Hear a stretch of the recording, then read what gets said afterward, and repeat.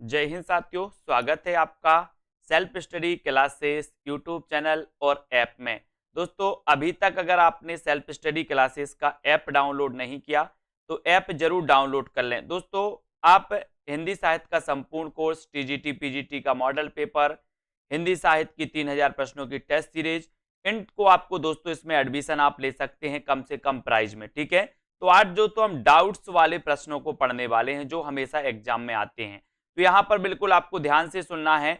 आपसे एक प्रश्न पूछा जाता है कि उर्वशी के रचनाकार कौन है। डाउट्स नंबर 1, उर्वशी के रचनाकार कौन है। तब आपके मन में एक डाउट्स रहता है कि ये तो दिनकर की रचना है। ठीक है, एक डाउट्स रहता है। लेकिन दोस्तों, आपको पता है कि एक रचना जयशंकर प्रसाद की भी उर्वशी है। ठीक है, यहां पर दोनों विकल्प आपको दिए गए हैं। ठीक है, आपके विकल्प में ऐसे दोनों विकल्प नहीं दिए जाएंगे। जब आपका प्रश्न परीक्षा में पूछा जाएगा एक ही विकल्प आएगा। तो यहां पर डाउट्स में नहीं रहना। आपको क्या करना है, यहां पर अगर दिनकर ऑप्शन में आता है तो आप दिनकर लगाइए, और जयशंकर प्रसाद आता है तो जयशंकर प्रसाद लगाइए। क्योंकि उर्वशी की रचना दोस्तों जयशंकर प्रसाद ने सबसे पहले की थी, फिर बाद में की थी दिनकर ने। और दिनकर को एक रचना के लिए दोस्तों क्या मिला था, उर्वशी के लिए ज्ञानपीठ पुरस्कार भी इन्हें मिला था। कब मिला था? 1972 में। ठीक है, तो ये चीज आपको याद रख लेना। यानी कि उर्वशी रचना इन दोनों रचनाकारों की भी, मतलब उर्वशी नाम से इन दोनों की रचना है। ठीक है, डाउट्स नंबर 1 आपका क्लियर। डाउट्स नंबर 2 देखते हैं दोस्तों, हिंदी का पाणिनि किसे कहा जाता है। हिंदी का पाणिनि किसे कहा जाता है। अब दोस्तों यहां पर क्या डाउट्स रहता है आपका, सबसे पहले आपसे पूछा जाता है हिंदी का पाणिनि, और आप आंखें बंद करके लगाते कामता प्रसाद गुरु। ठीक है, जबकि क्वेश्चन ऐसा नहीं है। हिंदी का पाणिनि आपसे पूछा है अगर, तो आपको लगाना किशोरी दास वाजपेयी। अगर हिंदी का पाणिनि आपसे पूछा है तब आपका उत्तर होगा किशोरी दास वाजपेयी। लेकिन अगर यहां पर आपसे पूछा कि हिंदी व्याकरण का पाणिनि, अगर आपसे हिंदी व्याकरण का पाणिनि पूछा है तो आप क्या लगाओगे, कामता प्रसाद गुरु। तो दो क्वेश्चन यहां से आपके डाउट्स वाले क्लियर हो जाते हैं। क्या क्या हो जाते हैं, आपसे नॉर्मल क्वेश्चन आएगा कि हिंदी का पाणिनि किसे कहा जाता, तो आप क्या लगाओगे, किशोरी दास वाजपेयी। अगर आपसे पूछा जाए हिंदी व्याकरण का पाणिनि किसे कहा जाता, तो आप लगाओगे कामता प्रसाद गुरु, है ना। फिर आपसे अगर पूछा जाएगा दोस्तों कि प्राकृत का पाणिनि किसे कहा जाता, तो आपका उत्तर हो जाएगा हेमचंद्र, आपको पता होगा। ठीक है, तो इस प्रकार से क्वेश्चन आते हैं। तो डाउट्स नंबर 2 आपका यहां पर क्लियर होता है। बात कर लेते डाउट्स नंबर 3 की।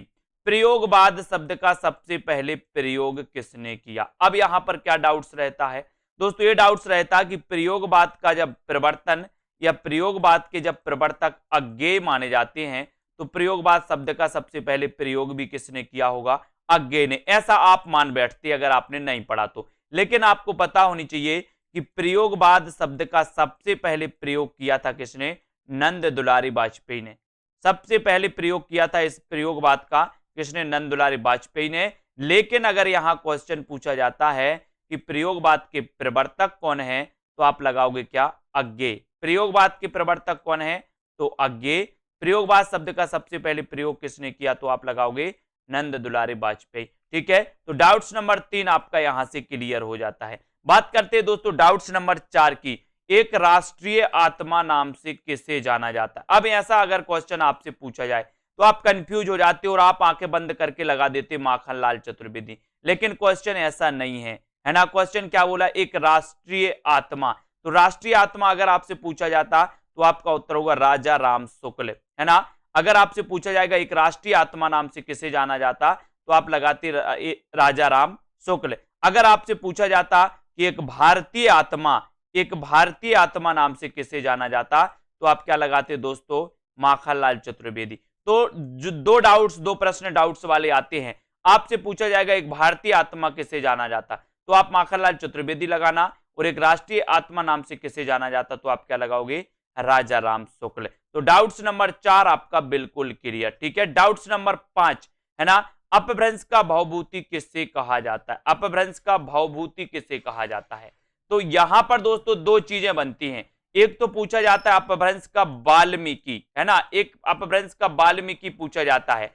तो अपभ्रंश का वाल्मीकि और अपभ्रंश का भवभूति, यहां पर आपको कंफ्यूज हो जाता है कि अपभ्रंश का वाल्मीकि किसे कहा जाता है, अपभ्रंश का भवभूति किसे कहा जाता है। तो याद रख लेना, अपभ्रंश का भवभूति कहा जाता है दोस्तों पुष्पदंत को। अब हमें काय की भभूति लगाना है, बोले सर हम पुष्प की भभूति लगाएंगे, है ना। तो आपसे पूछा जाएगा अपभ्रंश का भवभूति किसे कहा जाता, तो आप उत्तर लगाओगे पुष्पदंत। लेकिन अगर आपसे पूछा जाए कि अपभ्रंश का वाल्मीकि किसे कहा जाता, तो आप क्या लगाओगे, स्वयंभू, है ना। बोले हम तो स्वयं वाल्मीकि हैं, स्वयं वाल्मीकि, तो स्वयं से स्वयंभू और वाल्मीकि से वाल्मीकि। तो अपभ्रंश का वाल्मीकि स्वयंभू, अपभ्रंश का भवभूति पुष्पदंत। ठीक है, तो यहां पर दोस्तों हमने 5 प्रश्नों के जो डाउट्स थे उनको क्लियर किया। ऐसे ही बहुत सारे वीडियो आएंगे, क्लियर किए जाएंगे, और ऐसे ही डाउट्स दोस्तों हमारे ऐप सेल्फ स्टडी क्लासेस पर किए जाते हैं। जितने भी हमारे स्टूडेंट्स रहते हैं उनके ऐसे ही दोस्तों डाउट्स क्लियर किए जाते हैं। तो आप भी